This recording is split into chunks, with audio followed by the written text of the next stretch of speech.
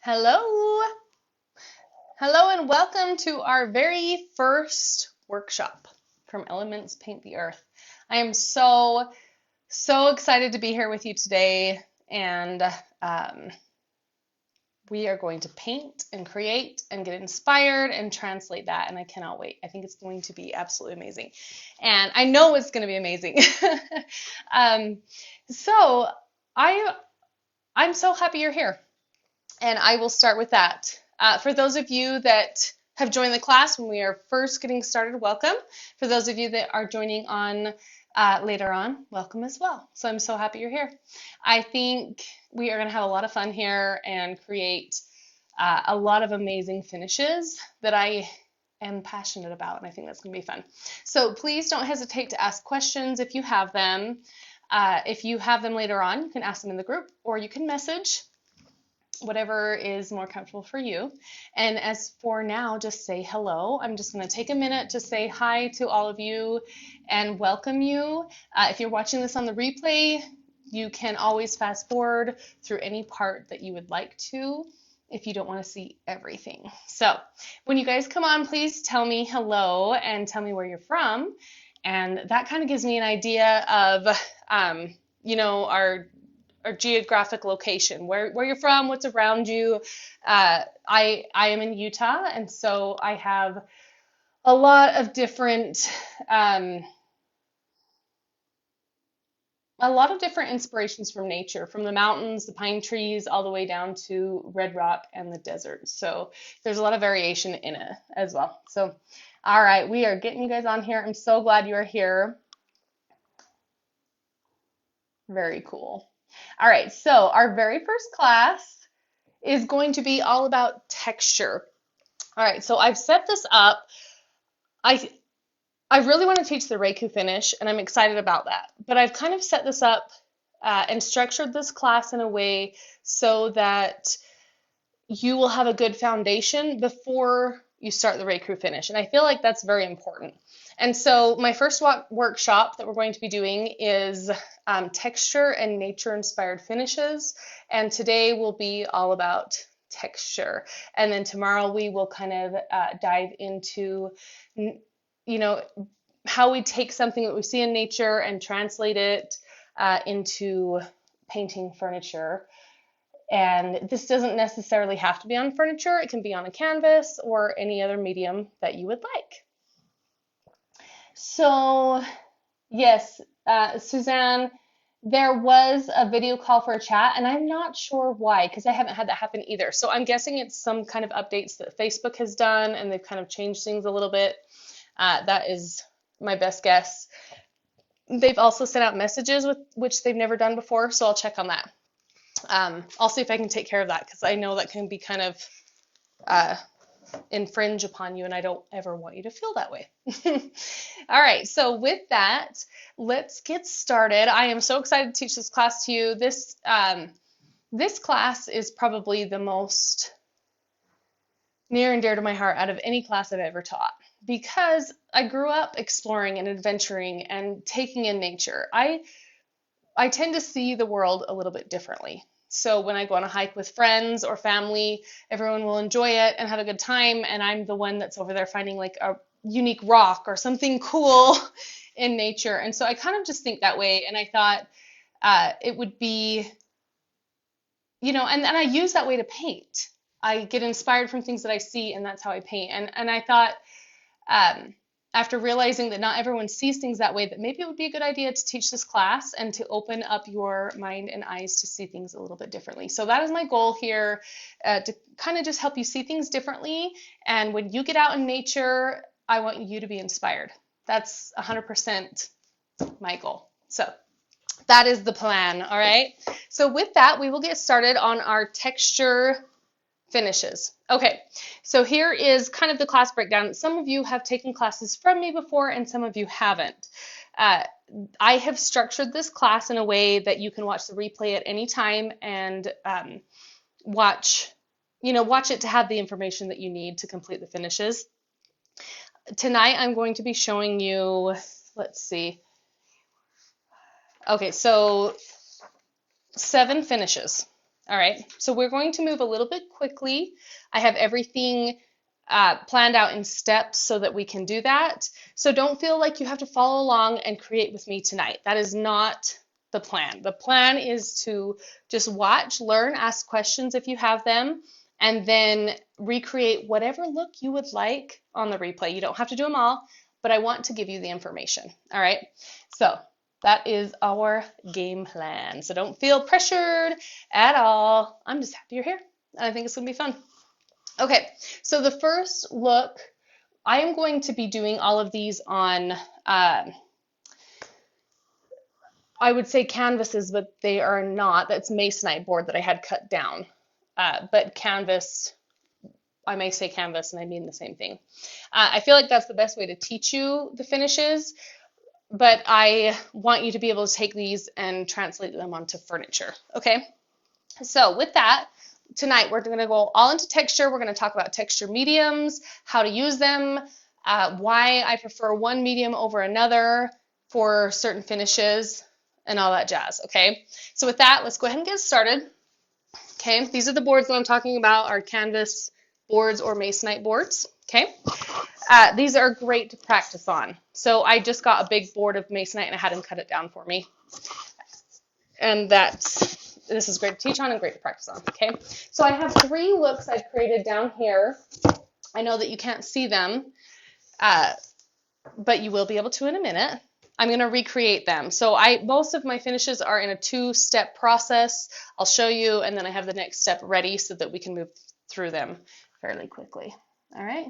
Okay, good. I can see all of your comments, and I know we're here, and we are good to go. Okay, so for the first finish, or the first textures that I'm going to show you, I am going to be using 3D fiber paste from Redesign with Prima. If you haven't used that, it's a very cool texture paste that hardens very, very hard. So it's like a rock. You can sand it later on, and it's great for doing stenciling and texturing. It usually takes, I don't know, probably like 4 hours to completely dry, depending on your climate and if it's in the sun or not. But I really like this texture medium. So this is what it looks like. Comes in a little can like this. And it's very durable. I even use it for repairs sometimes. So it's just a super, super strong finish. And I want to show you what it looks like. It has a seal on it like this. Okay. So let's grab one of these. I can show you. Okay. So this is what the texture of it looks like. Okay. It's very, very thick and it's very dense. All right, so you're going to get a really nice texture or a really nice stencil from it. And then I love that it dries so hard that you can sand it. So I will, on these parts I've already painted that have little peaks, I'm going to sand it off by hand, but I can use an orbital sander to sand them off if we need to. Well, let's see. Suzanne says the people in the chat are messaging, they can't see you, so I might want to wait for them. Okay. Oh, that's frustrating, you guys. I hate that. I've never had that happen in a class before. It must be just a fairly new update from Facebook, so which makes sense. I mean, I would think they'd want you to communicate more, and that's why they'd have the messaging. So that makes sense, but it's still frustrating. I'm going to continue on, and then if we need to rewind, if you need to rewind later, we can do that, and I'll deal with the messaging system later on. Okay? All right. So what we're going to do first, I'm going to show you how I achieve these looks first. All right. A little bit hard to see because they don't have any color. Okay. This is like a snake skin. Okay. This one here is kind of like a fossil that you would find in the ocean. And this one, let's see if we can get that to focus a little bit better, is a woven texture. So to me, this represents either a sweater or I grew up in Utah. I've been to Lake Powell many times. The boat docks that are made of concrete, probably most docks that are made of concrete, any place, would have a texture similar to this.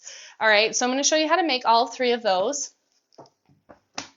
Thank you, Suzanne. You guys, you're amazing. I really, really appreciate it. You guys are awesome.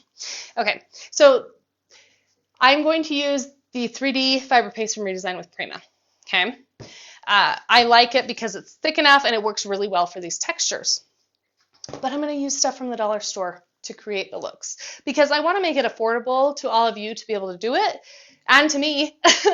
And I think it's kind of fun and challenging to find things that work from the dollar store. So the first thing that we're going to do is we're going to spread on our fiber paste. You can mix color into this if you would like to. Sometimes I do, but most of the time I leave it just white. And I feel like it's a little bit thicker when it's in its original state, and I like that consistency. But if you like a different consistency, or if you like it a little bit thinner, then you can, or you want it colored, you can mix in a little bit of paint as well. So that's totally up to you. Okay, so I'm just going to roughly put this texture medium over all 3 of my squares. Like I said, it takes several hours to dry, so I don't have to be in a rush with this.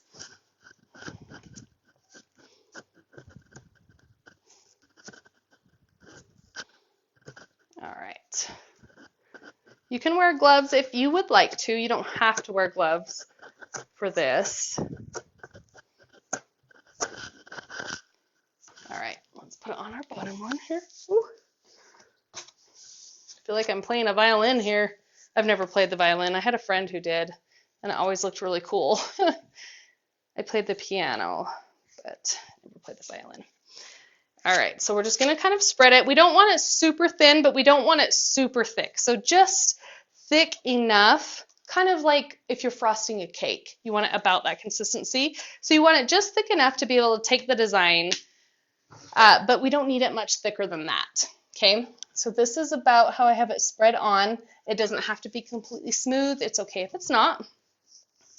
All right, and then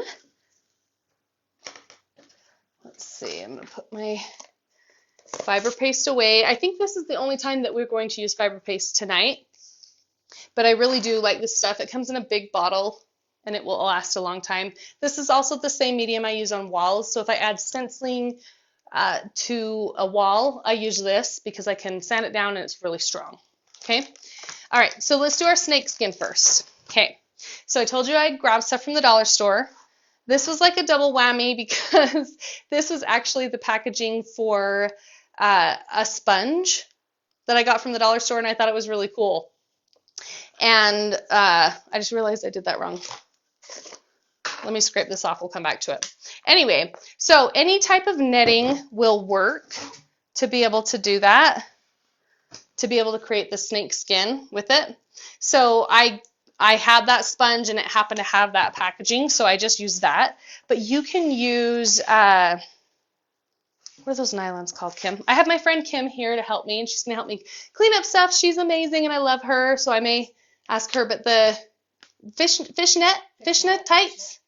Yeah, okay, that's what they're called. Anyway, so I have used those in the past. They work really great. You do not have to use texture medium to create this look. I just liked the look of the texture medium, but you can actually just do it with paint or with a wax. So if you have like a gold wax or something, then you can create that snake skin design over top.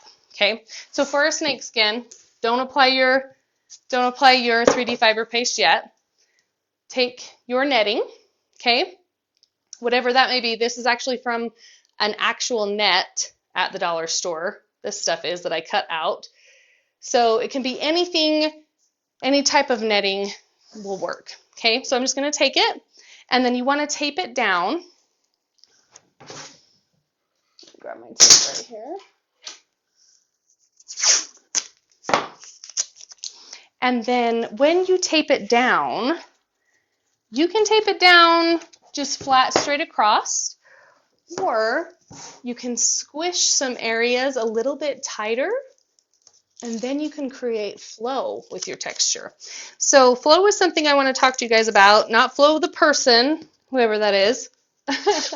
Flow is in your design. So anything in nature has a flow to it, and the flow is caused by the elements. So whether it's wind, air, heat, water that's pushing it. Most things in nature have a flow to them. So think about that when you're applying your knitting. Do you want it just the same design all the way across? You pretty much have a stencil. If you want it more organic or flowing, then you're going to squeeze your design in some places so it has a little bit of flow or direction. All right. So now that I have that taped down pretty well, I just have a few pieces around the edges. Okay. I'm going to take my really fancy, you can use a spatula as well if you would like. I just have this stick already out, so I'm going to use it. But you want to kind of hold your netting in place, and then you're going to start applying your 3D fiber paste. So anywhere that it's squished or squunched, whatever word makes you feel good, you will get a smaller pattern. And any areas that are spread out wider, you're going to get a wider pattern. So this is what's going to create your flow. Okay, so most of this I'm going to put back into my container, so it goes a long ways. All right. Okay, so I'm going to set this aside, and then let's take a look. Okay, I'm going to pull the tape off.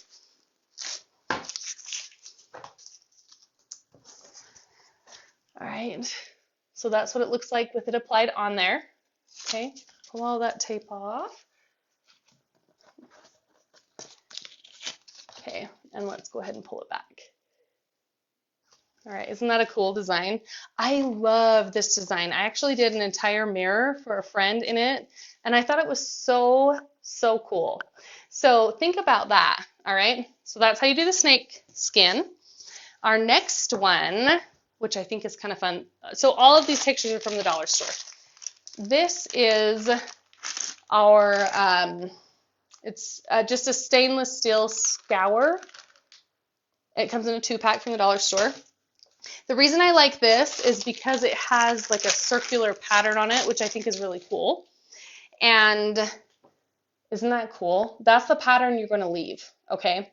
I like this because it looks like a fossil from the ocean, okay? So whenever you pull out seashells or see things on coral in the ocean, you're going to see kind of like a lot of times a circular, cool pattern. And so this is a really great way to create that. So I'm just going to take my 3D fiber paste and my scour, and I'm just going to go ahead and pull it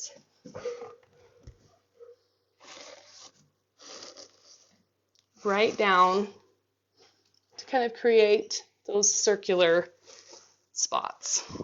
Okay. You can rinse this out and use it again if you would like to, or you can toss it. It's totally up to you.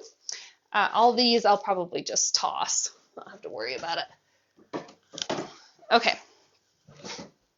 Now we've got it all on there, and you can see like it's pokey, right? The texture isn't smooth. I've got pokes. Do not worry about that. Don't try and sand it down. Don't try and smooth it out. You'll ruin your design. Let it be.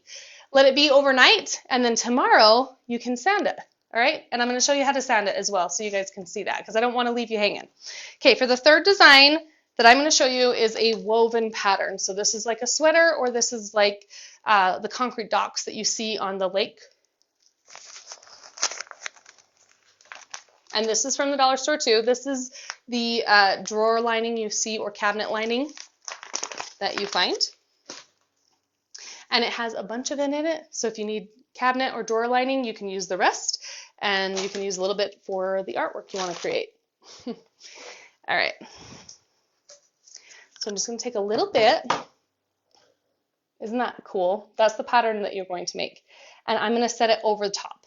So the snake skin, I laid down first. And the woven pattern and our little ocean fossils, I laid down over top. All right. Mostly because they don't have, they're not as porous as the first texture or the knitting, and so they need to be pressed into it. That's another reason why I'm using 3D fiber paste, because it's a little bit thicker and I can kind of press the design into it without ruining it over other ones. Okay, so there's my knitting, and I'm just going to slowly kind of peel that back. Isn't that cool? Ah, it's such a cool design. It's such a fun. Oh dear, I want my drink. This is why I set down, oh, and it's just pouring out. Flooring. In case things like that happen. It's fine. It's fine. It is what it is. It's just Fresca. All right. Okay, so now that we have our 3 designs all laid out, we're going to let them dry. Now on the bottom, I've created the exact same 3 designs, and I've let them dry out overnight. And now we can sand them back a little bit. So it's very important when creating texture, especially on furniture, to make sure that it feels good to the touch. Nobody wants a dresser that's going to give them a sliver, that's going to be pokey or rough or cut them. Nobody wants that. And so it's really important to make sure you sand. 3D fiber paste is a great way to do that because it hardens so hard and it keeps its shape. So I'm just going to grab, this is just 100 grit sandpaper I have for my sander. These are from Surf Prep. You can use any type of sandpaper. I would not go any lower than 100. I would either go 100 up to 220, maybe higher depending on what you want. Okay, and then I'm just going to go ahead and sand back a little bit, not too hard. It's pretty durable, not too hard, but I want the peaks gone. Okay, so I'm just going to take this and kind of lightly sand.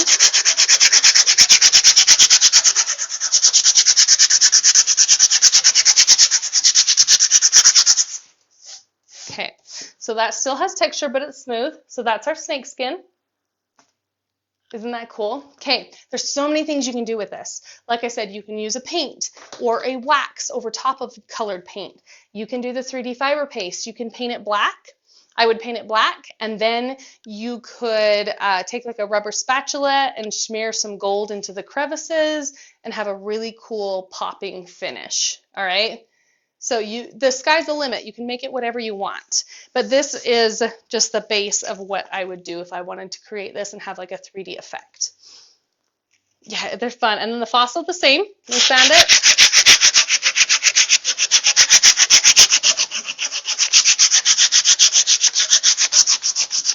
Okay. Whew. All right. And then the top one this is our woven, just to get it smooth. Okay. All right, so now we have them all sanded. I can paint them. I can do anything I want to them. And if you are doing this on a dresser, so let's say you're doing a giant snakeskin down the side of a dresser, you don't want to sit with a little piece of sandpaper and sand that. Like, nobody wants to do that. So this is durable enough. You can take your orbital sander and you can sand over the top of it with like 220 fine grit. It's going to take away all the peaks and make it nice and smooth for you. So keep that in mind. That's another reason why I like the 3D fiber paste, because it's so durable. All right, so that finishes it for our first 3 looks. I'm not going to paint these, but I wanted to give you guys the idea of texture, all right, for that one. The other ones we will add some paint and things like that. All right, good. I'm glad you guys are liking that. Anyway, this is really fun. It's a cool finish. And I can't wait to see what you guys do with it. Don't feel like you have to try all of these too. There's a lot of different things I'm going to show you today. I just want to give you a foundation. So if you feel like it's a lot or overwhelmed, pick one. Pick one thing and just try it. And then in a year, pick another thing and try it. Don't ever feel like you have to do it all at once. All right? I don't want you guys to feel that way. Creativity comes when we feel inspired and when we are relaxed and when we are sometimes under pressure too. But if we are putting ourselves under pressure to do something that we don't necessarily have to do, sometimes it gets to be too much. So keep that in mind. All right? Okay. Now, let me dust this off. Oh, I think these can go in the garbage. Yeah. If that's all right. Thank you, Kim. She's the best. I love her. I didn't tell her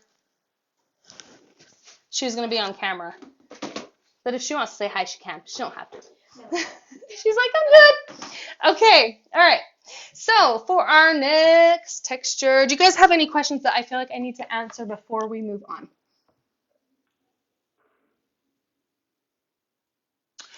So I'm going to show you a few different texture agents and additives today. I'm going to show you some different styles and techniques, and then you can decide what you like and what you want to try. I did leave a ton of suggestions for colors, metallics, and textures. I use each one of them all of the time, and they are very, very helpful to me. You do not have to buy every single thing. You don't have to use every single thing. So don't feel pressured that you have to get everything. Or maybe you want to get it over time. That's okay too. I don't want you to ever feel like, oh my gosh, I signed up for this class and I have to like get everything. I don't want you to feel that way. I just want you to try it and find what you like and then do your thing. Okay? All right, so the next, and I hope that answered your question. If not, let me know. Okay, the next one I'm going to show you, which I'm really excited about, I've wanted to do this for a long time, I'm calling it my wishing rock, like a wishing rock finish. All right, so we have 3 different textures going on in one finish. Okay, we have this, I call it like a tree bark or petrified wood. It almost looks like petrified wood or tree bark. I'm going to show you how we do that. We have glass bead shell here in between the two to transition, because typically when you have petrified wood attached to a rock, it has the petrified wood and then it has some type of like crystal formation in between, and then at the bottom it will have even more of like a rock or stone feel. Okay, so that's kind of what I'm trying to mimic here and trying to teach you. I'm going to teach you 3 different things. You can take 1, 2, 3, whatever you want, whatever makes you happy. Okay, so let's start from here and we will work our way down. I have these in boards to try and be able to move quickly enough for you in this live. So this one just has our bark texture, glass bead gel, and our moon rock texture. Okay, I'm going to set this down here and then let's create these. All right, so the next product I'm going to use that I really love is called Salt Wash. And Salt Wash is a texture additive. It's a powder, and it is used to thicken paint. It is very durable as well. You can determine how thick you want it to be by how much you mix into your paint. So if I just want a tiny bit of texture, I'm going to add a little bit. If I want a lot, like I want to create tree bark, I'm probably going to make like frosting. Okay, so I'm going to show you how to do that. Yay, I'm glad you guys are liking this. I think this has been really authentic and fun for me to do. So I've enjoyed it. Okay, so for my base color, you can use whatever base color you want. I'm going to use, let's see. I can't remember what I used for this one. So I'm going to use chocolate. Okay. Chocolate is a color from Wise Owl. It is a beautiful brown tone. So I'd say for most rock finishes, you probably want something earthy, black, brown, gray, a weather vane, something like that. But keep in mind, you don't have to use these colors for this technique. You can use bright, vibrant colors and create something totally different. So think outside the box, okay? All right, so I'm gonna take some of my chocolate and some of my salt wash and I'm gonna mix it up. The salt wash typically comes with like a little scoop. I don't ever follow instructions ever. And so I just kind of mix until it feels right. So I'm gonna just pour a little bit in there and mix it. And I say that mix until it feels right because some consistencies do need to be thinner for the type of texture you're creating, and some need to be thicker. So I kind of just go with how the mixture feels instead of following directions. Okay, all right, so we've got a really nice thick, see how that's frosting? It's almost like 3D fiber paste. It's a little different, but it's like frosting, okay? So I'm gonna take that and I'm going to spread it across the top right here. This is going to be our bark or a petrified wood, okay?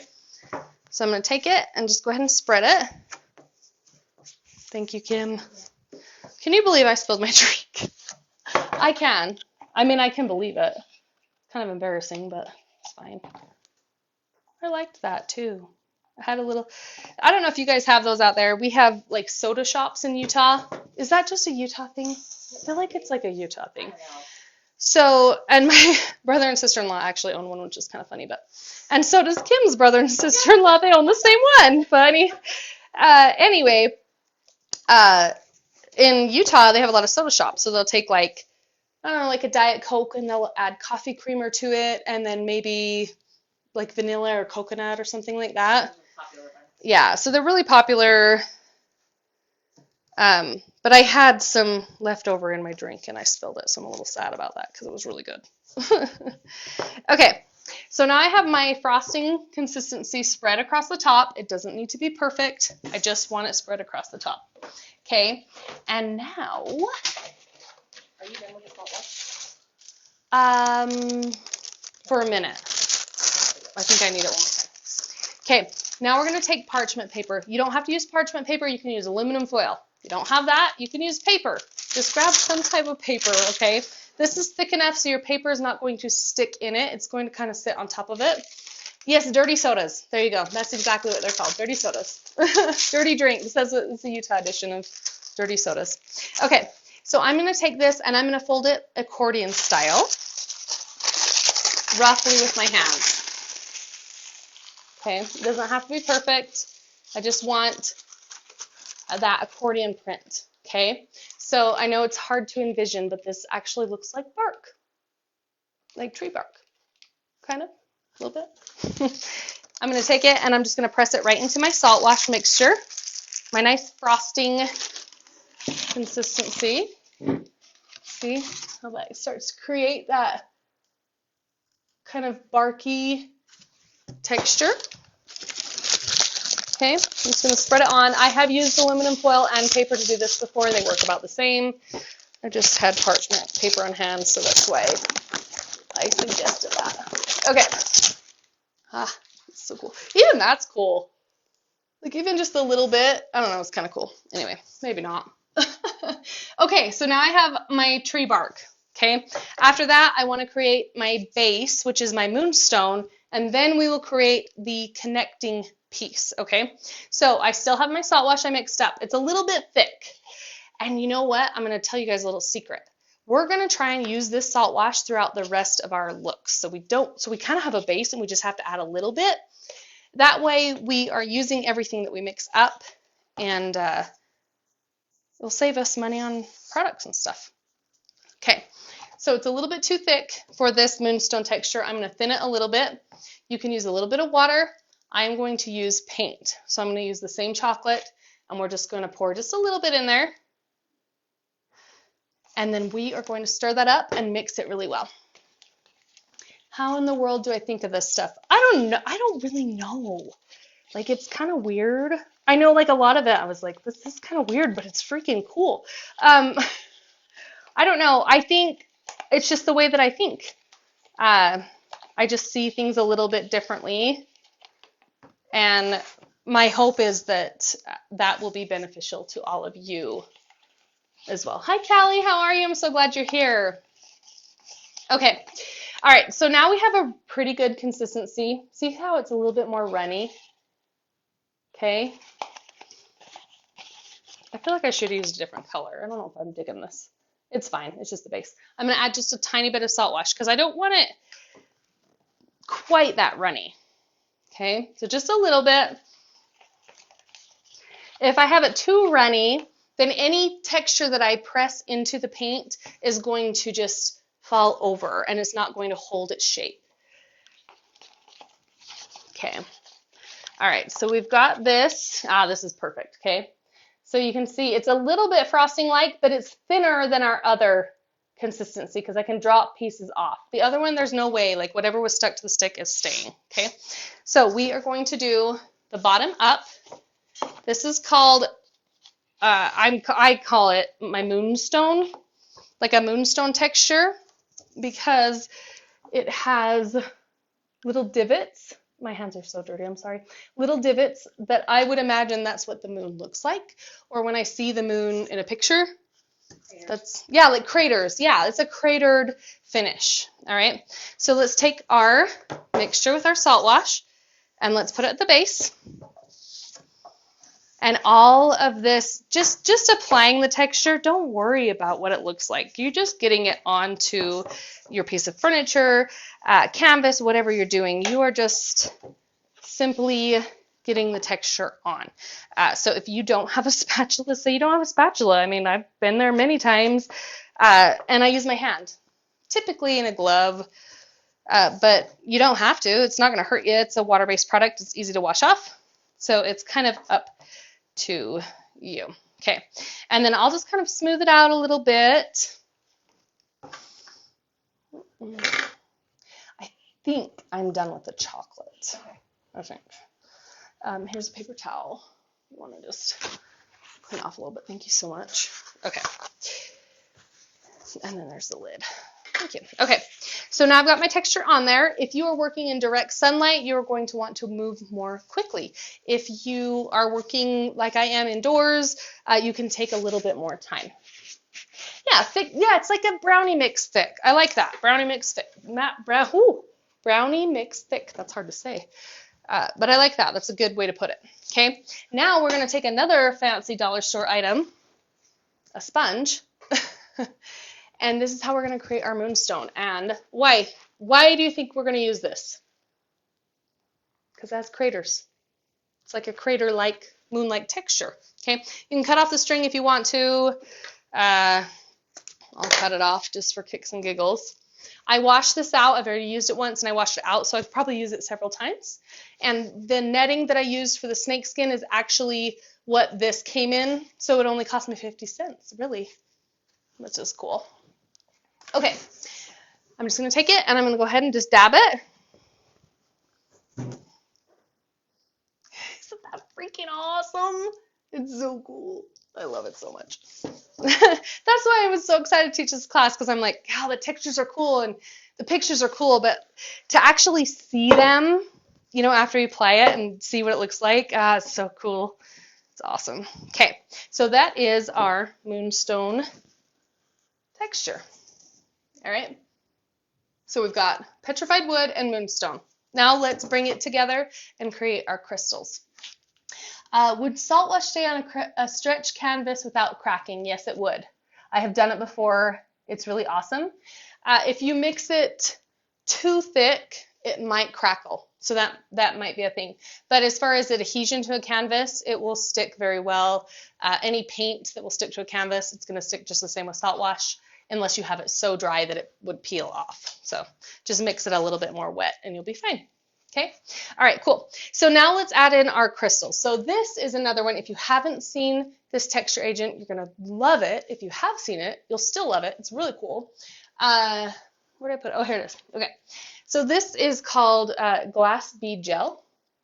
This is also from Redesign with Prima, and it has little tiny glass beads inside of a gel medium. You can mix color into it. So if I wanted metallic or any color, I can mix it into it before I apply it. For this piece, I'm going to go ahead and apply it, and then we'll add color over the top. Okay, so let me show you what it looks like. Let me grab another little, I'm just going to use a little wooden stick to apply it. Okay, so this is what it looks like. Let's see if we can get you guys to see that a little bit more clear. I don't know how clear. You know, I'll post a close-up picture so you guys can see it a little bit better. But it's kind of like a white base gel medium that dries clear that has little tiny glass beads inside of it. Okay, it's really cool. I'm going to take that and I'm going to put it in between our transition. Okay, this is going to create kind of like that crystal texture that goes from a petrified wood into a rock. Okay, and then I'm just going to go ahead and kind of like smear it with the same stick. And if you really feel like getting into it, you can use your fingers and you can kind of just, you'll feel it. You'll feel where those little glass beads are, and then smooth it out. Now, this is dry. This is not. The difference is, well, I use a different color on the base, but the difference is that the gel medium that holds the glass beads dries clear. And here it is white. So once this dries, it will dry clear. Okay, so keep that in mind. If you mix a color into it, the color is going to go throughout the gel and the beads. That's why I did not mix the color into this, because I wanted the color just to go onto the beads and I wanted to dry brush it on top. Okay, so some things, yeah, it's just like tapioca. Exactly. Some things I may do may seem strange to you, but later I'll try to explain why I did what I did. I'm going to have paint everywhere. It's all over my fingers. It's fine.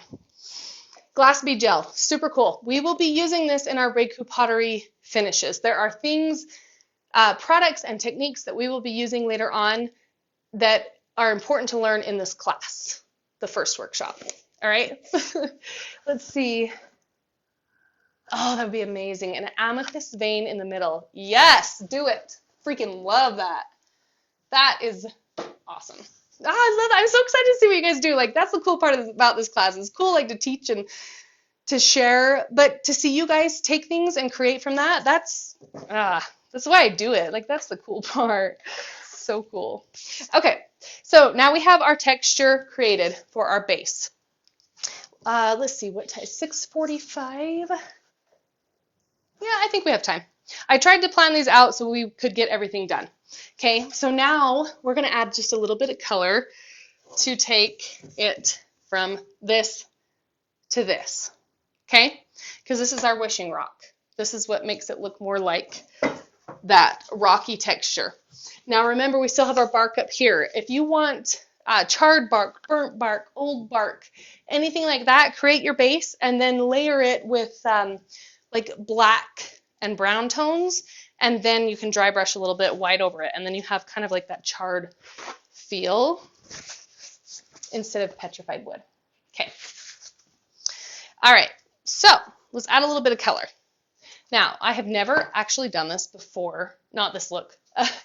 I have never written up notes on how to do my finishes ever in my life, and for this class, I felt like I needed to be just super organized, and I did it. It's kind of like a miracle, so don't expect it all the time, but I did do it, and I will upload the instructions typed out for you as well. Okay, so for our wishing rock, we are going to add a little bit of bone, dry brush bone, and a little bit of metallics so that you guys can see what that looks like. Oh, and I did pull this out for you guys to see. So do you remember the circular ocean fossil that I showed you with like the little scrubber pads? This is a similar pattern that will look like once we get it all finished. So this just kind of shows you what that's going to look like. It's going to be different, more abstract, but kind of the same feel, which I think is really awesome. And this is special because this is my Poe. I had another dog that passed away, and this is his little paw print, and it's really special to me. So anyway, I want to show you what that texture would kind of represent after you finish it. Okay, so I've got my bone, and we are just going to dry brush a little bit of this on just to make all that texture pop. This is the fun part.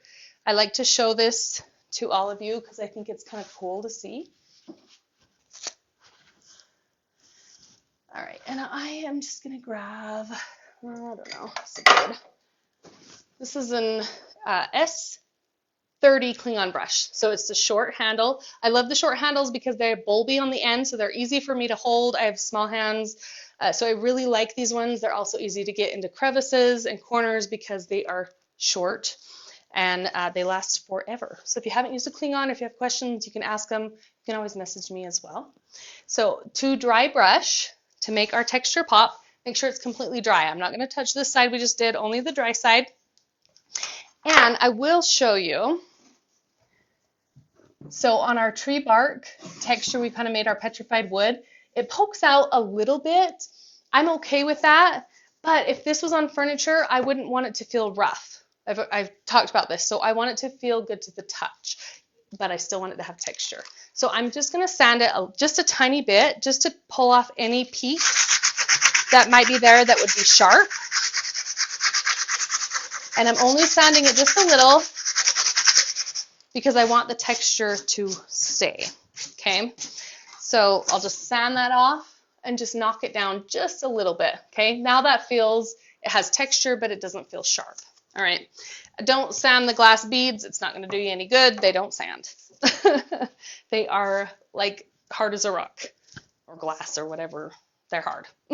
Okay, so we're going to dry brush. I'm going to take a little bit of bone. Okay, this is too much for dry brushing. Way too much.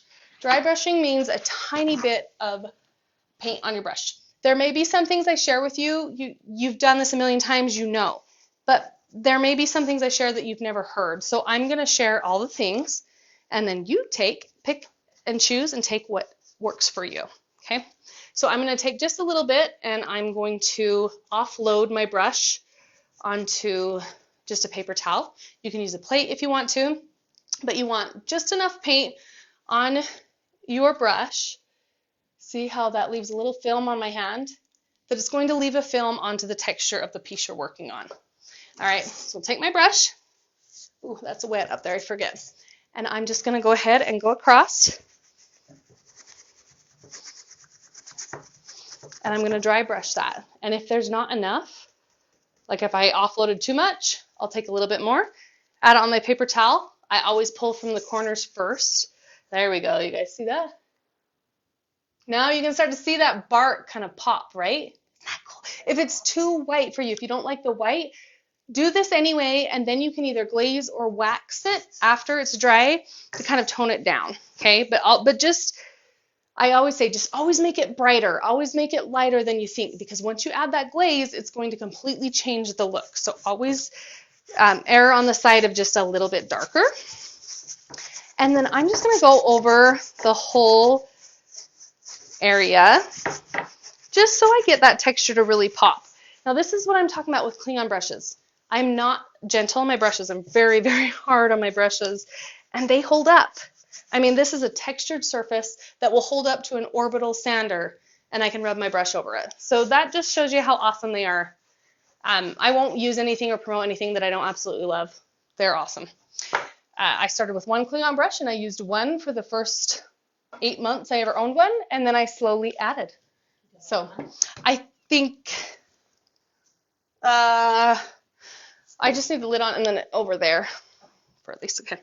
All right, so now you can see our bark, a little bit of the glass bead, and you can even kind of see like a design that leaves. It's really cool. And then our moonstone below. So let's add a little bit of metallic. Yeah, isn't that cool? It's so fun. I just love this. It's so fun. Okay, so let's add a little bit of metallic in here. I'm going to use brushed champagne. So, yes, I did teach a lot of dry brushing in my stone finish. Yes, thank you so much, Kim. You're so awesome. I just love her. She's the best. Okay, so this is brushed champagne. This is from Redesign with Prima. This is probably one of my most favorite colors in metallics. It's a cross between like a bronze, silver, and a gold. So it's a very pretty color. I did not include this in some of the kits that I suggested, but if you want to try it, you totally can as well. But I wanted to use it on this to show you, okay? All right, so first of all, we are going to take a brush and, oh, you know what, Kim? Yep. Well, maybe not. Maybe I have it right here. Oh, I do have some little brushes. Okay, good. Okay, you want just a small brush for your vein. Actually, in that closet, there is a little clear plastic box with some brushes in it. It's probably towards the bottom, down, or maybe you found it. Okay, perfect, you got it. Okay, so first I'm going to dry brush my gold onto the top, or my brushed champagne, onto, let's see which one, I'll just use this one, this will be good, thank you, over top of my glass beads. And I'm not going to offload my brush. So normally I would take my brush and wipe it down and offload it. I just very lightly dipped it into that color. This is called Brushed Champagne, and this, yes, Holly, she is the best. This is from Redesign with Prima, okay? So this is, you can use any color you want. This is just a color I like, and so I wanted to show it to you. Okay, I'm just going to gently, very, very gently, I'm pulling it across my beads. Okay, this is like a super pale, I don't have very much in my brush, and I'm just going to kind of like lightly rub it over the top of my beads. And then maybe like a little bit got onto the other texture, but I'm okay with that because I feel like most rocks don't have just a defined line. Like it's kind of all just flows together. Okay, isn't that pretty? Now let's create our vein. And the vein is what is going to take this from kind of like a petrified wood rock into a wishing rock. Okay, so we're just going to take a thin brush. This one's great because it's really thin. I mean, it's wide, but it's thin. Anything like that will work. If you don't have something like that, I'm all about making things work. If it doesn't work, grab your shoe and make it work. So if you don't have that, you can use the end of a brush and kind of just draw your line and slowly go across that way. So get creative, okay? All right, so I'm just gonna use a little bit, and I'm just gonna kind of, which way did I go? Let's see, right below. And I'm just gonna kind of bring a line. And then let's make it a double line, because I feel like most rocks, like if you pick up a wishing rock, sometimes they have one line, but a lot of them have kind of two that are intertwined, almost kind of like this line. This is the same color that I used on my wall, okay? And then let's just kind of let it hit that line and kind of just intertwine. Isn't that cool? I love it so much. Okay, so from here, that's ready. Okay, so from here, and that too. Thank you. Okay, so from here, I can leave it like this. I can wait till it dries and I can seal it. Or I can add a little bit of glaze and kind of really make all of my bark or petrified wood area pop, some of my moonstone pop. And then I can seal it, or I could add a wax and disperse it with Oiselle salve or another clear wax, like a dark wax, and disperse it with a clear wax. So anything you like. It kind of just depends on what your thing is, okay? All right, so that's our wishing rock, okay? All right, do you guys have any? I know you've been asking questions. You guys have been awesome, and I want to make sure I answer them. And if you're watching this on the replay, don't ever hesitate to ask questions. If I don't answer, tag me or message, and I can help you that way as well. Okay, and if I miss your question on this, I'm not ignoring you, I promise. I just missed it somehow, but I want to know your questions, so you can always message or ask in another post in the group as well. Okay, so we have, let's see, three more looks we're going to go through for tonight, and then we'll be ready for tomorrow night, which is super fun. I'm excited about tomorrow night. I'm excited about tonight, but tomorrow night's going to be really fun too. Okay, clean off my boys found this desk or table. They've been doing that trading thing. Have you ever seen that where people go and like trade a paper clip up? Kim's laughing because I'm the one that ended up with a bunch of makeup, like Walmart makeup and stuff I can't use, and a lawnmower that doesn't work. Brigham has a blanket rack. I don't know. Anyway, this is where that table came from. Okay, so for our next finish, this one's going to be freaking awesome. I'm so excited. Okay, so this is, oh, thanks, Callie. It was so fun. Okay, I'm going to address the wall before we move on because enough of you have said something about it and I haven't, and I feel bad. I wanted a wall that felt natural and earthy and represented this class Elements Paint the Earth. And I have never painted a wall for a class ever before, but I wanted it, and this is so important to me that I painted a wall just for this class. I'm just so grateful and happy to be here and like painting what I love with you. So anyway, thank you. All right, okay, that's enough of that. We don't have time for that. Whew. Okay, so we are going to create this finish. Now I have more rust finishes to show you tomorrow, but this one is a little bit different and more intricate, so I wanted to show it to you tonight. Oh, awesome, Callie, that's so cool. Okay, so I want to get it close enough so you can see. This is a 2-layer technique that's going to give you this look. This is a pitted rust, and then it has a smear over the top. So let me show you how I achieve that. We're going to start from the base, this one, and then work our way up, okay? So with a blank canvas, the first thing you are going to do is you're going to mix your salt wash. I'm going to set that salt wash aside because I really want the color that I mix for the base to be more of iron oxide. And so I'll use this salt wash mixture later. You can always reuse salt wash mixtures with paint as long as they are sealed. So just like paint will dry out, if you seal it and protect it, put like saran wrap over it and then a wet cloth, then the next day you can actually continue to use it. So if you run out of time, you don't want to waste it, that's a great way to save it. Okay, so we are going to use iron oxide. Oh no, Gina, you got a lot. We've only done 2 looks, and you can always watch the replay, so don't even worry at all. We've got lots to go. I'm showing you so much tonight and tomorrow night. I expect you to watch the replays because it's just too much information to take in, remember, and do it. And if you can, like, kudos to you, because I couldn't. Yeah, so don't ever sweat or worry. That's why I leave the class open. I do that on purpose because I know that you have to have freedom to create and you have to do it on your own.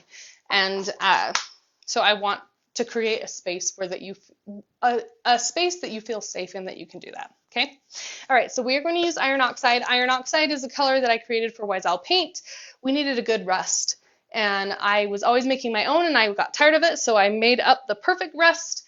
It is Southern Utah, Arizona red dirt color. It is amazing. I love it so much. That's what we're going to use. I'm just going to pour a little bit into here. I obviously use this can of paint a lot, and that's why it looks so gross, so don't judge me. If you do, just don't tell me that you judge me. I don't know. This one I am going to use again, so I'll just set it here. Okay, but I think I'm done with, I think those can go in the garbage. Thank you, Kim. Yeah. Okay, so let's mix up a little bit of salt wash. This doesn't have to be too thick.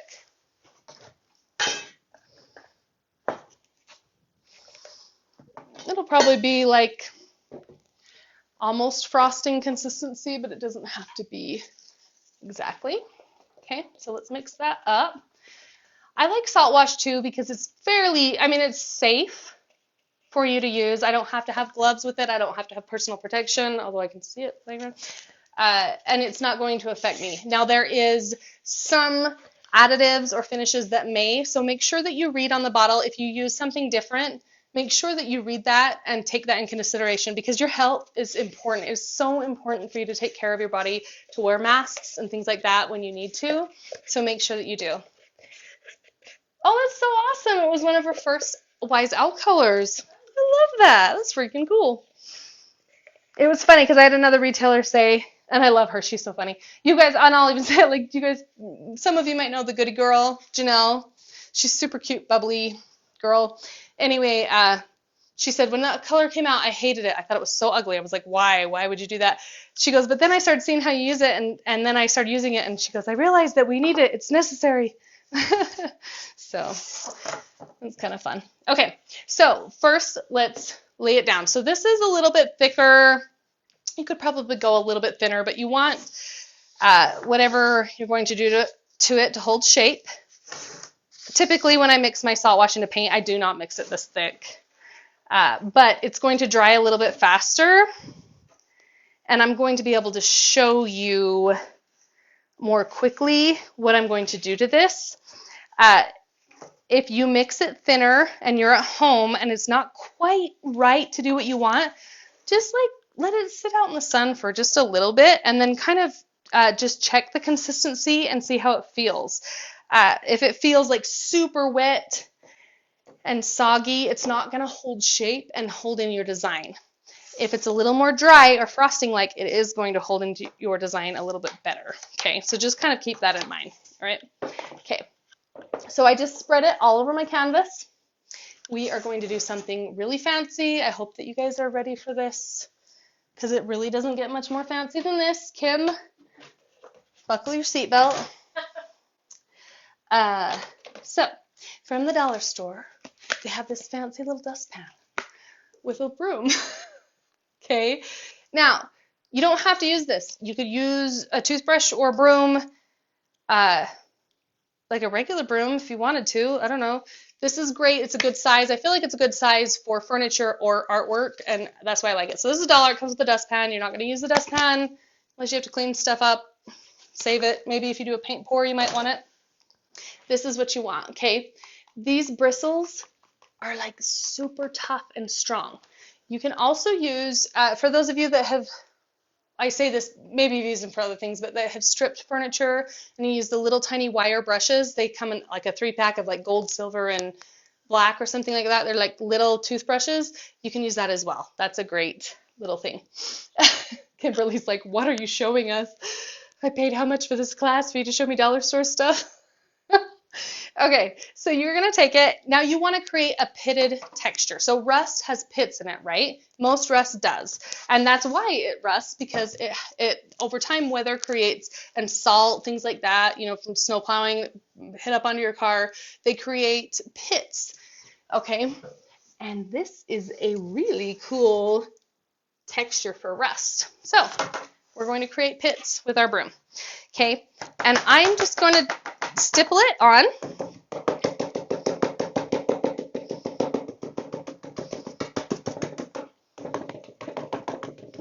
This is like the perfect pitted rust. You can go both directions. You can go down. You can turn it this way. I don't do it all over. I only do it kind of here and there. But you can do it all over if you want to. It's totally up to you. It's not going to hurt anything if you do. Okay. So now that I have a pitted texture, I'm going to move on to my next step, which is a smear. All right, let me set this over here. Okay, so I'm going to take this same salt wash. Oh, where's my other salt wash? The little one with the had black in it. Do you still have that one? Yep. Okay, so I'm going to take the same salt wash I had with a little bit of black. I like using a little bit of black for this. You don't have to. Oh, yeah, because it probably won't come off. I reuse my little broom, so Kim's going to stick it in water for me, okay? So I've got my other salt wash that I mixed before. It's kind of like a black-brown tone, okay? I'm going to add just a little bit of water into it just to smooth it out a tiny bit. I don't want it super thick. I can use the water from my mister. I got this mister from Amazon, I think. So you can do that. If you have a Tractor Supply store, they have bigger ones for like $2, I think. And those are great. The ones from the dollar store kind of break, and they're not misting ones, so I wouldn't recommend those. Oops. But the ones on Amazon are great. I think they're under hair care. They're like a hair product. The hairdressers use them when they cut hair. But they're really great. Okay, so I'm going to just mix this up a little bit. And we just want a little bit less than a frosting consistency. Burlap. Oh yeah, that would be great. That would be great to use for burlap texture. I love that you guys have different ideas too. I think this is great. I am going to be doing challenges with you throughout this class and later on as well, with really awesome prizes. I'm really excited about them actually. And so stay tuned for when I announce those so that you can all participate. Okay, so that is about the consistency I want. It's pretty runny. You can see how shiny it is. So this side is dry. This is our wet side. I spilled on it. This side's dry. I'm going to take just a little bit of this, and we are going to smear it on. So this is going to create our layered effect. But hold on. Before we do that, there's something else I did to the other one that I probably should show you. I think would be helpful. You can take a color, a blue tone. Typically you see blues and rust. Sometimes you'll see yellows and things like that. But we're just going to take kind of a deep turquoise, which is similar to a patina that you would see like from rust. And what is that? You can use a spatula. I'm going to use a rubber spatula as long as I can find. I didn't put it back in my box where I wanted it. Let me see if I can find my rubber spatula. Well, we're going to use a wood spatula and hopefully it works the same. We'll find out. I don't know where my rubber spatula went. Okay, so I'm going to take just a little bit on a spatula You want to have some paper towels and a little bit of water handy because you're going to wipe back. Now in your pitted areas, you want to take just a little bit of the color, whatever color you want to be into your rust, and you're just going to kind of pull it through your pitted area, okay? And then when I did it before, I just kind of rubbed it back a little bit. And you can use a little bit of water so that the raised areas of your pits are still that brown. And then inside you have kind of that patina. See, even right there, it gives you so much dimension and pop. And that's only like one step of this. So this is called Deep Turquoise. This is from Wise Owl Paint. This is one of the colors I suggested. I am working on the kits. I will get the information out soon. Wise Owl has a new color release going on. They had someone that had a loved one pass away, and another one's out of town. One of the owners is out of town, so they have so much going on. But they are getting me the information, and I will get it to you. So thank you for being patient. Okay, so you can take that color and you can spread it out throughout your entire piece. You can do a little bit here and there, whatever suits your fancy and you feel good about. I think that's great. Okay, so I'm just going to add a little bit in this corner. Now that we've done that, we will take our salt wash mixture and we are going to smear. Okay, this is going to create, so if we have a rusted car, we have pits in the car, indents, and parts that's completely rusted and it's indented. But we still have parts of the car that are flat and straight around that pitted area, right? Or whatever type of metal we have, because that's kind of how nature and the elements work. They create different dimensions and depth. Okay, I'm just going to take this and I'm going to kind of just smear it over the top of my pitted area.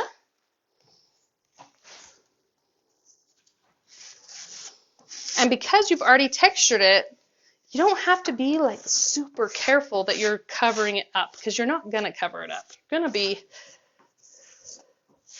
that texture is going to kind of repel and you're going to have to push it in there to cover it up, okay? So there is step 3. So 1, layer base texture, add pits. 2, add in a little bit of color. See how that adds in there? And then I've still got some brown rust tones in there. Okay, I'd probably add some more of this deep turquoise down in here, just kind of bring some balance. All right, but then we have the smear over the top. Okay, now we want to add just a little bit of metallics, just to kind of give it more of that metal rust feel. So I'm going to go down to our other board here. This needs to completely dry before you move on to the next step. If you move on too quickly, you are going to ruin the texture that you laid down because it's not all the way dry. Okay, so I'm going to take that same spatula. I'm just going to clean it off a little bit. You can use a metal spatula, you can use a palette knife, whatever you feel comfortable with, whatever you like. You can use, make sure we can see this. Okay, and so this is where we're at, okay? We have our undertones, our rust, pitted rust, and our smear over the top. Let's add some metallic. In this one, I added copper and polished bronze, okay? In this one, I'm just gonna add polished bronze. Oh yes, a rusted truck in a candy store at Bear Lake. I love Bear Lake. Bear Lake's so beautiful. We're both Bear Lake bums, huh, Kim? We are. Yes, she took a picture for inspiration. Perfect. I can't wait to see you paint that. Ooh, cool. Okay. So this is the polished bronze. This is also from Redesign with Prima. It's just a very beautiful kind of bronzy tone. The other bronze I really like is from Wise Owl. And that's beautiful. I just grabbed this one to show you now. And then I am going to apply it also with a palette knife instead of a brush. That way I'm getting more of that smeared straight look instead of brush lines, okay? So I'm just going to go ahead and dip it in the metallic, just like that. and then I will just smear right over the top of that. And then that's going to create that nice, almost like a double smeared look, but it will still have that really cool kind of metallic feel. And it's going to pick up on that texture that you have laid down. Okay, so this takes a minute. Like, I would keep going with it. Bring it down right here. Okay, see how we're starting to kind of create that layered rust effect? Now, if I feel like my rust is too bright, if it's not dulled down enough, then what I'm going to do, once it's done with this process, see how this is just a tiny bit darker than this over here? You can take a glaze. Black walnut is a great glaze from Wise Owl that I really love. You can put it over it and seal it, and it will give some depth into that. Or you can take a wax, so you could do a salve and a dark wax and apply it, and then remove some with a salve or a wax. And kind of just depending on what you prefer, if you prefer waxes or like a varnish with glaze. But that is what you would do to achieve that. If you have more questions on that, I'm happy to demonstrate and show that in another live. So just let me know if you have questions on that. Tag me or send me a message, and then I can do that as well. But that is the basics for creating depth and dimension in a rusted finish. All right? Okay, cool. Okay, let's see. We are at 7:16. I got a couple more things to show you, and then we are done. I'll let you guys go for tonight.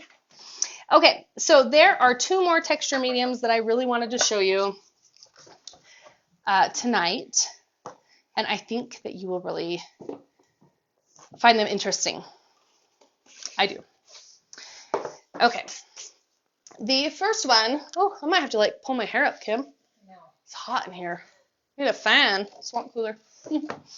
Okay, so the first one I'm going to show you is, I am going to call it like a beach finish, an ocean beach white sand finish. It is fun because it has a ton of texture. It's got crackle, which is super cool. And it has like rocks and sand in it. Okay. This rust is, the rust one I showed you on this side has been waxed. So yes, the one that I did for you today and demonstrated but didn't quite finish hasn't been sealed as well. So when you seal it, the colors will darken or be a little bit more vibrant as well, so keep that in mind. Okay, so this is what we are going to do. One thing I want you guys to keep in mind as I'm teaching you texture, I've taught you tree bark, petrified wood, snakeskin, all of those things. Now, some of these patterns are a bigger pattern or some are smaller. You can repeat that pattern in a small scale or a large scale to create a completely different look. So take what I'm teaching you and think about that. You're like, okay, my gosh, if I repeat this petrified rock all over my piece, I'm going to have like little tiny petrified rocks, and I could layer them and create a really cool look, or I can create a big one all the way down the side of my dresser. So you can take what I'm teaching you and you can still further interpret it and do something really cool with it. Okay, so let's do that. Now for this one, I'm going to use plaster. Okay, so in my product recommendations, I've listed plaster of Paris. We are going to use a already mixed plaster of Paris. If you are using the dry or powder formula, you can mix it with your paint. If you want to use Durham's or salt wash, you can do the same thing. You can mix it with your paint and then apply it. Okay, but for this, I'm just going to apply my joint compound that's already mixed up, which is your dry plaster, just in a wet form. Same stuff you put on walls, give walls texture. The only thing with this is there's two things that are very similar between Durham's and plaster or joint compound, and that is that they will mattify your finish. Okay, so if I have a paint, they're really going to soak it up a lot, and they're going to make it look more matte. So if you want a consistent finish across the whole piece, then I would recommend either mixing your paint into it or priming your piece after you apply it and then painting over the top. That's going to help you with adhesion, and it's going to help you with any mattifying or like if you want it to be more consistent with the color across the board, then I would prime after, okay? After you apply it. All right, so for this, I'm just going to apply it straight to the board to show you. So I'm just going to take my joint compound. Looks like this if it's a wet, okay? If you use plaster, you can mix it with water or paint, like I said, or you can even mix it with your primer if you want to. So I'm just going to take this, I'm going to spread it all the way across, just nice and covered, even-ish. Doesn't have to be perfectly even because is a beach even? No, it's not. But we do want to have some type of kind of like beachy flow, right? Especially when we place our rocks down and that. Okay, so lay my joint compound down.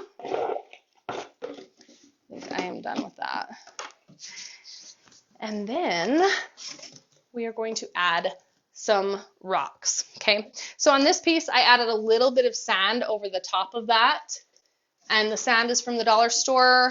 I actually looked at buying sand, and it was like $8 for a bag on Amazon. And I went to the dollar store, and they have the exact same bag at the dollar store for $1. So I got this instead. If you're not a sand person, you don't like it, you don't have to do it. I just want to show you how you can, okay? So I would take my sand, and I would sprinkle it on here. Right now. You can mix it into the joint compound if you want. Ooh, I like the way it kind of sits on top of it. And then you can take your spatula, palette knife, whatever you use to apply it, and you can kind of just dab it a little bit, create some texture. Okay. And then you have a little bit of grit into it. All right, so this is covered a little bit more than that one. Suzanne said she lost sound. Can you still hear the sound? My speakers may have... No? I can hear sound. Okay, I think we're good. Okay, sorry about that. All right, so now that we have our base texture down, we're going to add some stones. You can just use this base texture if you like that. Okay, good deal. All right, cool. Oh, you found it. Good deal. Okay, you can totally do that. So what is this going to need now? It's going to need paint over the top of it, or I could prime it and then paint it. Either way. Okay. Let's add a little bit of stones. So I wanted to show you this because I think this is a great technique to understand and know how to use this. This is called Heavy Body Gel. This is also from Redesign with Prima. It is a very thick jelly type of glue, I would say. It's like a type of glue. I'm going to take just a little bit. Okay, you can see it's very thick. All right, and I'm just going to put a little bit down on my piece. This is how I'm going to adhere my rocks. Okay, I'm going to create flow. So flow is very important with any piece that you create because nature has a natural flow, whether it's water, wind, air, the heat, like it's going to come in from a direction or it's going to be going towards a direction. And so it creates that pattern in whatever it hits. So always keep that in mind, like you need to create some type of flow with your work. Up, down, side to side, from top to bottom, one side to the other, whatever it is. These are little tiny stones that I got from the dollar store as well. Just little glass stones to try out. I'm just going to kind of sprinkle them up my Heavy Body Gel. The Heavy Body Gel is going to hold them in place. It is very, very cool. It's great for this. You can use another glue, but you probably have to use a lot of it. The Heavy Body Gel is nice because it has that thickness in it. So I just added a little bit. This would be really cool on like a tabletop or something if you did an epoxy pour over it. It'd be really, really neat. Okay, so I have my rocks applied. I can still see a little bit of that gel. So to remedy that, I'm going to take some of my sand and I'm just going to pour it right over the top of the gel. That way it's going to blend everything in. It's going to give it a little bit of texture. And then I'm just going to kind of lightly pat it. and then that will make my sand stick to the heavy body gel. Now this is probably going to take a day to dry, so I will go ahead and set that aside, let it completely dry, and then once it is completely dry, you can add any color you want over the top. So I just added just a little bit of that deep turquoise to the base of it so you can kind of see the feel. Now these are like base patterns. You can create something over the top of them. So let's say you want an ocean dresser and you found a cool mermaid transfer or a seashell stencil. This would be really cool to do on the sides or bottom of your dresser, and then keep the top half of your dresser a neutral color, maybe wood, and then add like a white stencil to it.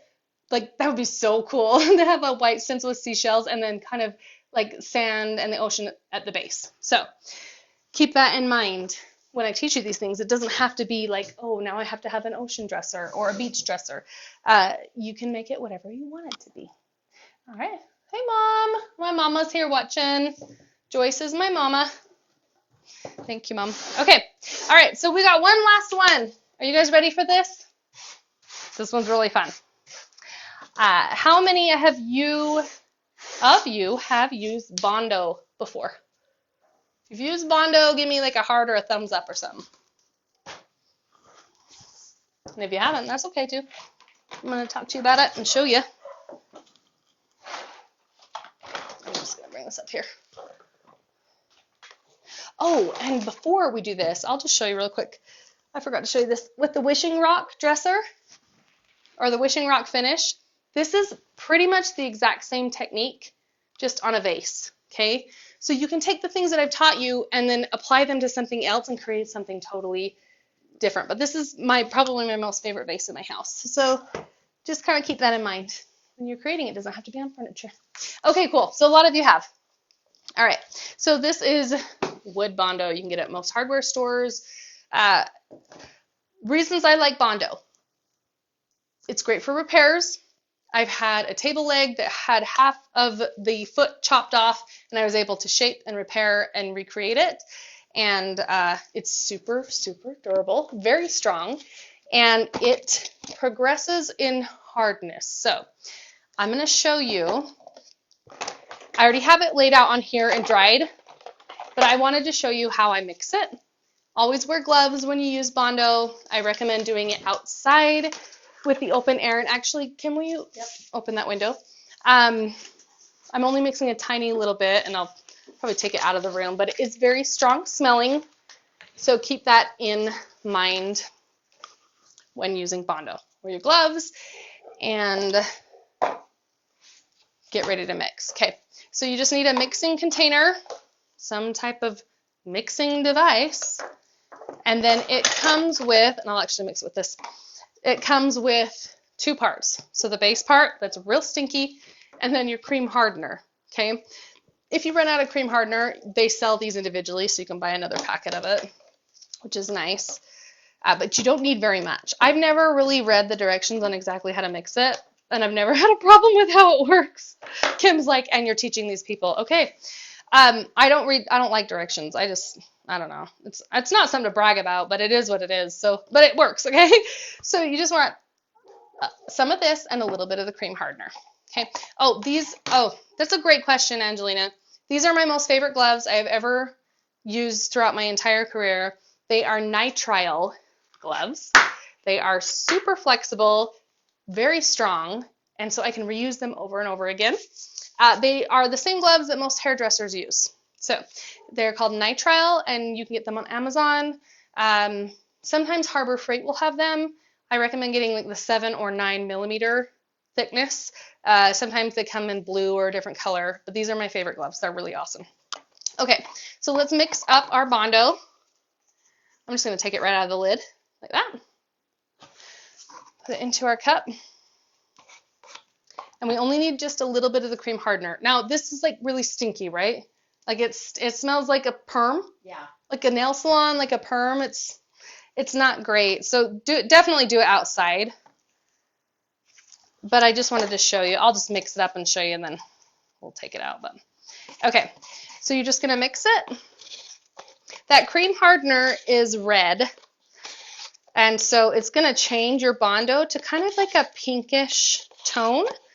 And once it's that tone, you know that you're all mixed up and that you can apply it. So Bondo is going to begin in a creamy form, okay? It's going to be really nice and peanut buttery, okay?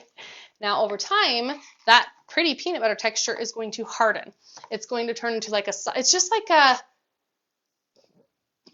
a candy cane. Yeah. You know how they move candy canes on the tabletop, and it's really flexible and moldable, and then it slowly gets harder and harder until they actually shape it into the canes, and then they're rock hard. So Bondo is very similar, okay? It's gonna be super wet, and then I can apply it to fill in cracks, nail holes, anything to do furniture repairs, I can do. I can even kind of like dab it onto a table leg or foot that I need to reshape and kind of build up from there. That's great to do with Bondo. As it hardens, you will be able to slowly take a razor blade and kind of shave off a little bit and shape it how you want it to. When it's completely hard, which this will be hard, I'm just going to set it aside and show you. I'll leave it just like this so you can see. It will lose its shine and it will become rock hard. And you can take an orbital sander to it, hammer, whatever you like, and it's going to stay. So I'll set that aside for just a minute, and then I'll just set it here, and then we'll get it out of here so it doesn't stink too bad. Okay. So I've already spread my Bondo onto the base of this. Now I wanted this to look like sandstone. I grew up going near sandstone. I'm very familiar with it. If you're not, you might want to look up a picture so you can see the texture of sandstone. But a lot of times that's where you find hieroglyphics. If you're in a different area that has them and you have a different type of stone, then you can kind of mimic that as well.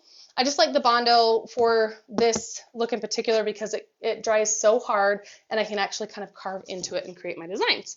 All right, so this is what our base texture looks like. I can sand it back if I would like to. I'm going to leave it. Okay, and then I want to kind of, let's see how this is doing. Can I show you? Oh yeah, see? See how that's like a softball? I can roll it into a ball if I want to.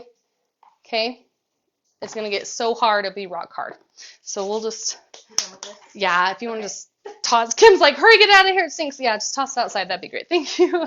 Okay, so now we're gonna carve our hieroglyphics, okay? But I like to layer down some paint first. So I'm gonna take, well, you know what, let's just grab a little bit of carbon. So carbon is from Wise Owl, it's a really deep gray, almost black. It's kind of like a charcoal. It's really beautiful.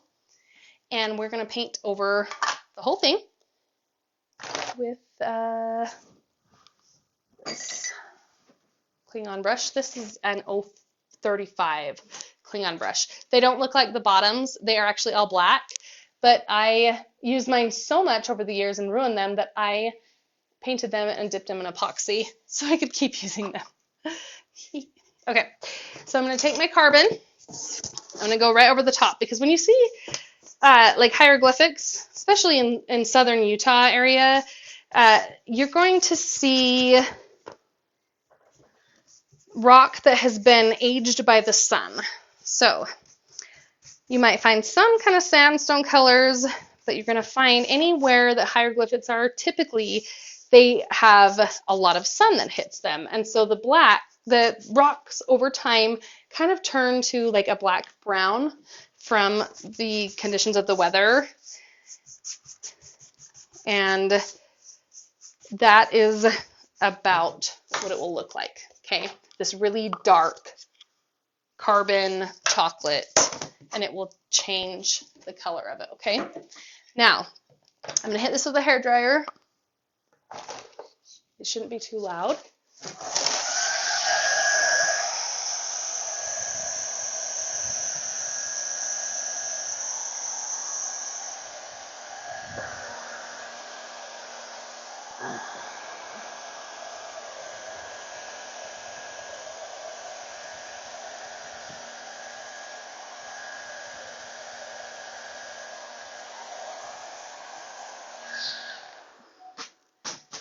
And then we will start carving.